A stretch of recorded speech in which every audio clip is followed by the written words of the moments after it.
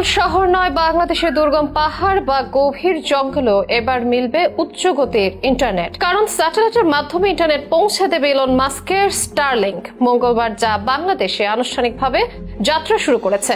মাস্কের মালিকানাধীন প্রতিষ্ঠান স্পেস এক্স পরিচালিত এই স্যাটেলাইট ভিত্তিক ইন্টারনেট সেবা চালু হওয়ার ফলে দেশের প্রত্যন্ত অঞ্চলে উচ্চ গতির সংযোগ নিশ্চিত করা যাবে বলে জানিয়েছে অন্তর্বর্তী সরকার। যেসব অঞ্চলে অপটিক্যাল ফাইবার পৌঁছানো দুঃসাধ্য, সেখানেও খুব সহজেই পৌঁছে যেতে পারে স্যাটেলাইটের তড়িৎ চুম্বকীয় তরঙ্গ। আর এর সাহায্যে দুর্গম এলাকাগুলোতেও সহজে পৌঁছানো যায় ইন্টারনেট সেবা। কিন্তু প্রশ্ন হচ্ছে, কিভাবে পাবেন এই সংযোগ? খরচ কেমন হবে? যন্ত্রপাতি লাগবে কি কি? গ্রাম বা শহরের সব জায়গায় চলবে কিনা?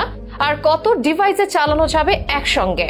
এইসব প্রশ্নের উত্তর থাকছে এই প্রতিবেদনে। 2019 সালের মে মাসে যখন প্রথমবার আকাশে ভেসেছিল স্টারলিংকের 7টি স্যাটেলাইট, তখনই ধারণা করা গিয়েছিল বিশ্বব্যাপী ইন্টারনেট ব্যবস্থায় এক বিপ্লব আসতে যাচ্ছে। যে বিপ্লব আসলেই হয়েছে। বর্তমানে 7,000-এরও বেশি স্যাটেলাইট পৃথিবীর নিম্ন কক্ষপথে ঘুরছে, আর তাতেই গড়ে উঠছে ইলন মাস্কের সৃষ্ট স্যাটেলাইট ইন্টারনেটের বিস্তৃত নেটওয়ার্ক। পৃথিবীর সবচেয়ে দুর্গম স্থানেও উচ্চ গতির ইন্টারনেট পৌঁছে দিতে এই উদ্যোগ চালু করেন মাস্ক, যার প্রতিষ্ঠান স্পেস এক্স এর অধীনে কাজ করছে স্টারলিংক সার্ভিসেস এলএলসি, যার আওতায় এখন বিশ্বের 100-টিরও বেশি দেশ। আর এবার সেই নেটওয়ার্কে যুক্ত হলো বাংলাদেশও। প্রাথমিক দুটি প্যাকেজ নিয়ে যাত্রা শুরু করেছে তারা, স্টারলিংক রেসিডেন্স এবং রেসিডেন্স লাইট, যার মাসিক খরচ যথাক্রমে 6,000 এবং 4,200 টাকা। তবে এই খরচের বাইরে গ্রাহককে হার্ডওয়্যার সেট কেনার জন্য এককালীন 47,000 টাকা খরচ করতে হবে। এই সেটে থাকবে satellite disk, gen 3 router, stand, cable, AC adapter এবং প্রয়োজনীয় টুলস। বোঝাই যাচ্ছে এটা স্বাভাবিক সব ইন্টারনেট সেবা থেকে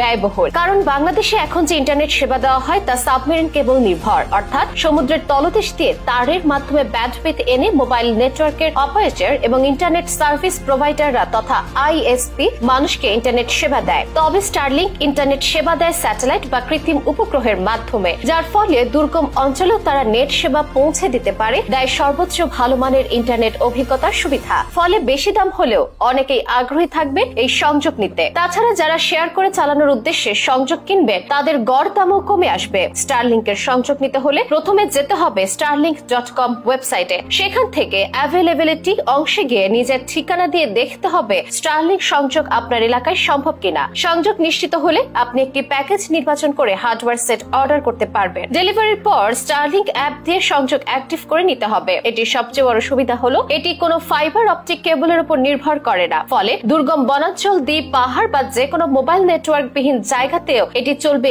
একই গতিতে, যদি শুধু অ্যান্টেনা এবং আকাশের মাঝে কোনো বাধা না থাকে। এছাড়া সংযোগের সাথে থাকা রাউটারটি একসঙ্গে 254টি ডিভাইস সাপোর্ট করতে পারে, যদিও কোম্পানিটির পরামর্শ হলো 50টির মধ্যে সীমাবদ্ধ থাকা। আরেকটা সুবিধা হলো 30 দিনের মানি ব্যাক গ্যারান্টি, অর্থাৎ আপনি যদি সংযোগ নিয়ে 30 দিনের মধ্যে সন্তুষ্ট না হন তাহলে পুরো টাকাই ফেরত পাবেন। ইন্টারনেটের ক্ষেত্রে যেখানে অনেক সময় ভৌগোলিক সীমাবদ্ধতা বড় চ্যালেঞ্জ হয়ে দাঁড়ায়, সেখানে স্টারলিংক এনে দেয় এক নতুন দিগন্ত বিশ্বজুড়ে। তাই শতাধিক দেশে স্টারলিংক গ্রাহক রয়েছে এবং এটি ধীরে ধীরে হয়ে উঠেছে পৃথিবীর অন্যতম বিকল্প ইন্টারনেট মাধ্যম। বাংলাদেশেও এই ইন্টারনেট চালুর ফলে ভবিষ্যতে বাংলাদেশের প্রত্যন্ত অঞ্চলেও কাজের গতি, শিক্ষার প্রসার এবং ডিজিটাল কানেক্টিভিটি বাড়তে পারে বলে মত বিশেষজ্ঞদের। তবে খরচ বিবেচনায় দেশে কতটা সাড়া ফেলতে পারে স্টারলিংক, সেটি এখন দেখার বিষয়।